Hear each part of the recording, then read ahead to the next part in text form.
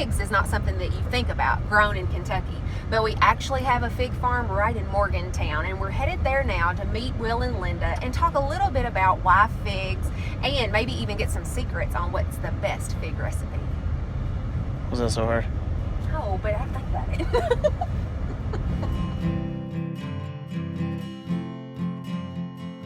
You can see. Oh You yeah. can see the figs on them. Okay. And we were out here a little bit earlier trying to find some bigger ones because I just got through reading an article. Everybody told me that you can't take figs off the tree and let them ripen, Oh yeah. you know, inside. I just read an article from California that says you can take them off the tree and put them in there and let them ripen. So we picked a few. We're going to try it and see what happens. How big do you expect them to get? I mean, how big's a fig supposed to be? They'll get this big now. Okay. The two little trees up front, they're Chicago figs, and those things get huge. They get like this. I mean, we ate every one that came off of there this year, you know. And I bet they's good. Oh, they were really good, really good. Yeah. Yep. Yep. What Linda did was she actually started with just one little bush that we had planted over here. Okay. And it started growing pretty big, and I thought, well, I don't want it to go into my system over there, so we picked it up, and we got this one out of it, we got that one out of it, we got that one out of it, and we got that one out of it, and that big one up there. Out of Really? that one plant. Yeah. Huh. So all we did was dug it up, and I just cut right between the roots, and then replanted them. Just dug a hole and stuck Stuck it right in there.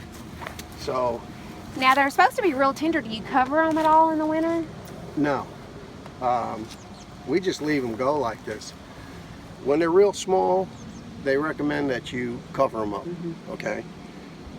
We didn't on any of those over there, and the smaller ones we got 1 or 2 figs, but the ones that stand up straight, the Chicagos, I think we got 5 or 6 off of that. And really what they recommend is the first year or two you just cut them back so they get more growth going into the roots. But we had So to try. this is what you. I just couldn't wait. So this is what you're expecting them to look like. Have a lot Wow. more branches coming out. And It depends because these are bushes, and it depends on the way you trim them. You can get trees out of them. Oh. Okay, so those up there we're trying to make trees out of. Okay, these here are just, they're all bushes. So, and we trimmed them back last year. All of the branches we trimmed all the way back because everything comes up every year. This is this year's growth. All of this stuff is this year's Oh, growth. it's this year's growth? Right. Wow. But there's a lot of wood down there. Yeah. yeah, but what I'm thinking is, from what I understand, they keep talking about second year growth. Okay, your figs come out on second year growth. Well, if you cut them back all the time, you never get second year growth. So I'm just going to leave them this year and see what happens. See if we can get some produced. Now, I love the story that you told me. I have to tell Greg about how you didn't even really like figs. I hated figs. I wouldn't eat a fig. You could put a fig Newton in front of me and I wouldn't eat it. Really? Yep. And when she had them over there, I would never eat it. She ate all the figs until we started growing this year. And then I guess it was 2013. We were overloaded with figs on these bushes. So I tried one and it was so sweet. I mean, that got me. Just a lot better than the Yeah. figs that you'd ever Oh yeah. bought in a store or Yep, whatever. that got me. So I've never had a fresh one. well, we'll get. But you I some. don't doubt a bit that they'd be better grown Yeah. off this hilltop here. Yeah. We'll There's- get you some there- one of these There's days. something I'm hoping. about this. This is such a fertile little hilltop. I mean, it's just phenomenal what they've been able to grow here on this hill. Yeah, we got our Brussels sprouts over here and our collies. Oh, I see. Oh, look. That's the one that came from over there. This one came from over there. This one here, it's not doing much. It looks like it's starting to, but they recommend you keep them under the, make like a, Keep the humidity up.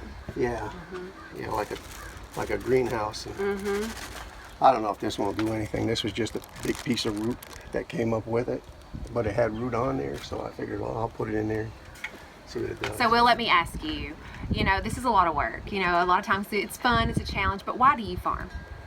Because I enjoy it, basically. I mean, I really do. It's kind of nice getting out there and you're your own boss. You don't have to worry about anything. You know, if something goes wrong, you don't worry about it. You just try it again. You know? Yeah, I enjoy it. Yeah. On the branch, when they turn the brownish color, it might be a little dark. See, this one here it's about this color right here. Okay, and it'll get soft, and then it'll droop. It'll droop. Then you know it's ready, and you can pick them. When it begins to turn down, that's how you know As it's soon ready. as it droops down, then you can pick them.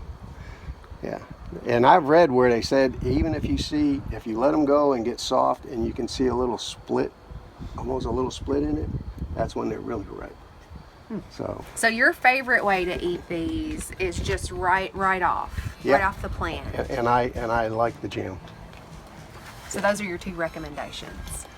Yeah, but Linda will recommend that she made the preserves and she ate them all.